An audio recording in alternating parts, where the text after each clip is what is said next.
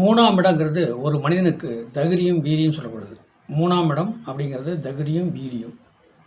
அந்த தகிரியம் வீரியம் ஒரு ஒரு பொண்ணை திருப்திப்படுத்தக்கூடிய இடம். ஒரு பொண்ணை திருப்திப்படுத்தக்கூடிய இடங்கிறது மூணாம் இடம். 3, 7, 11. 11ங்கிறது சந்தோஷம், உல்லாசம், சந்தோஷம் அப்படின்னு சொல்கிறதும் அது. அதே 4ஆம் இடம்னு சுகபோக சந்தோஷமும் அதே தான். 12ஆம் இடங்கிறது அயன சயன போகங்கிறது ஒரு சந்தோஷம், ஒரு பொண்ணை திருப்திப்படுத்தக்கூடிய இடமும் அந்த 12ஆம் இடங்கள் தான்.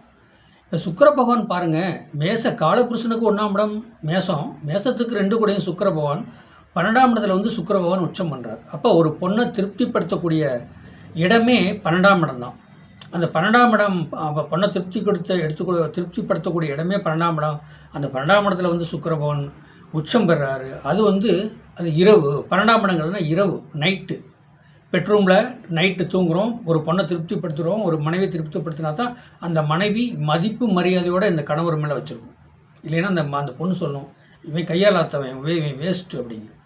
நான் நிறைய சாதத்தை பார்த்துக்கிறேன். 12ஆம் இடம் நல்லா இருக்கணும், 12ஆம் இடம் நல்லா இருக்கணும், 3 கூடையும் நல்லா இருக்கணும், 3ஆம் இடம் நல்லா இருக்கணும், 7ஆம் இடம் நல்லா இருக்கணும், 7 கூடையும் நல்லா இருக்கணும், 11ஆம் இடம் நல்லா இருக்கணும்.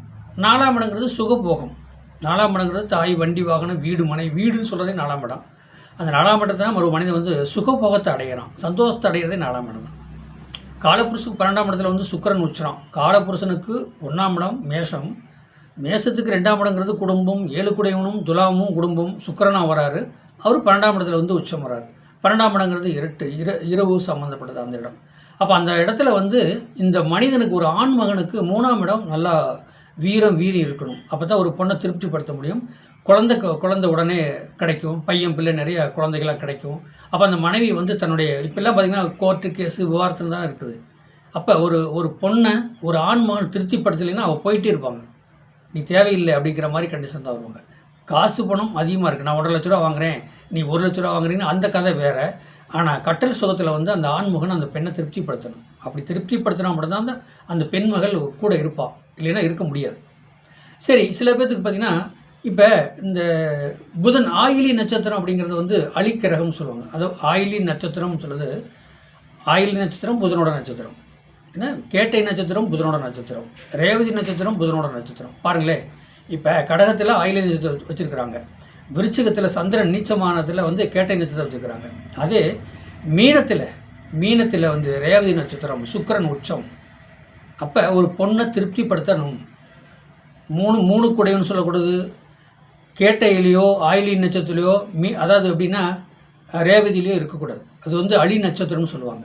அலி நட்சத்திரம்னா இரட்டைத்தன்மை. புதன்னாலே ஒரு அலித்தன்மை உள்ளவங்க தான் அவர் நிறம் மாறக்கூடிய பச்சோந்தி மாதிரி மாறுவாங்க. இப்போ ஒன்று பாருங்கள், ஆயிலி நட்சத்திரம், கேட்டை நட்சத்திரம், ரேவதி நட்சத்திரம் இருக்கக்கூடிய மனிதரை பாருங்கள், அப்படி நிறம் மாறுவாங்க, பச்சோந்தி மாதிரி வருவாங்க. இப்போ ஒன்று பேசுவாங்க, அப்புறம் ஒன்று பேசுவாங்க, அடுத்தடுத்து ஒன்று பேசிட்டே போவாங்க. இதுக்கு பேர் என்ன? அலிக்கிரகம். அலிக்கிரகத்துக்கு வந்து ஒரு பொண்ணை திருப்திப்படுத்தக்கூடிய திறன், டேலண்ட்லாம் இருக்காது. பல சொத்து இருக்குங்க, 10 பில்டிங் இருக்குது, 10 வீடு வாடகைக்கு விட்டுருக்குதுங்க, காரு, வண்டி, வாகனம் எல்லாமே இருக்குது. எல்லாமே இருந்து என்னங்க புருஷனும்? ஒரு பொண்ணை அந்த ஆண் மகன் திருப்திப்படுத்தலைன்னா அந்த பொண்ணு போயிட்டே இருக்கும். புரியுதுங்களா? திருப்திப்படுத்தக்கூடிய தன்மை அந்த ஆணுக்கு இருக்கணும், அந்த பொண்ணை திருப்திப்படுத்தணும். அப்போ தான் அந்த அந்த அந்த பெண் மகள் அதை கூட இருந்து வாழ்வாங்க, இல்லைன்னா வாழ மாட்டாங்க. இது என்னென்னா, இந்த ஆயிலி நட்சத்திரம், கேட்டை நட்சத்திரம், ரேவதி நட்சத்திரத்தில் இருக்கக்கூடிய கிரகங்கள்லாம் பாருங்கள், அது கொஞ்சம் தன்மை மாறி வரும். இப்போ விந்தெல்லாம் நீத்து போகிறது பாருங்கள், அந்த நட்சத்திரத்தில் பாருங்கள் இருக்கும். அதே சனி நட்சத்திரம் இருந்தாலும் கேது நட்சத்திரத்தில் இருந்தாலும் சரிங்க, அது அலிக்கிரகத்தோடு சேர்ந்ததும். புதனை மட்டும் நம்ம சேர்த்துக்க முடியாது, புதனும் அலிக்கிரகத்தோட சேர்ந்தவங்க தான். சனி பகவானும் அலிக்கிரகத்தில், கேது பகவானும் அப்படி. இந்த நட்சத்திரத்தில் வந்து 3 கூட இருக்கக்கூடாதுங்க. இருந்தால் அது அலித்தன்மையை தூண்டும். வெளியில் பப்ளிக்கில் நல்லா தெளிவாக பேசுவாங்க, பல கோடி பல சொத்து இருக்கும், ஆனால் வீட்டில் வந்து அதோடைய மனைவியை திருப்திப்படுத்த முடியாது.